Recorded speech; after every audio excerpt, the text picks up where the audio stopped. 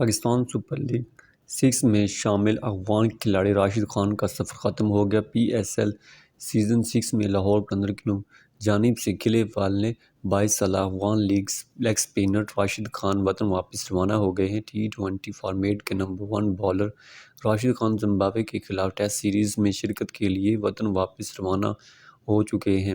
روانگی سے قبل راشد خان نے اپنے ٹوئٹر پیغام میں کہا، "قومی ذمہ داری کے باعث بہت جلدی پی ایس ایل کو چھوڑ کر جا رہا ہوں۔ لاہور قلندرز اور چاہنے والوں کا شکریہ جنہوں نے مجھے سپورٹ کیا اور پیار دیا۔ ان کا کہنا تھا کہ انشاءاللہ وہ اگلے سال دوبارہ پی ایس ایل میں شرکت کے لیے آئیں گے۔"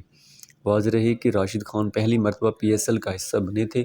اس سے قبل کوئٹہ گلیڈیٹرز نے 2 مرتبہ راشد خان کی خدمات حاصل کرنے کی کوشش کی تھی، لیکن افغانستان کرکٹ بورڈ نے انہیں این او سی جاری کرنے سے انکار کر دیا تھا۔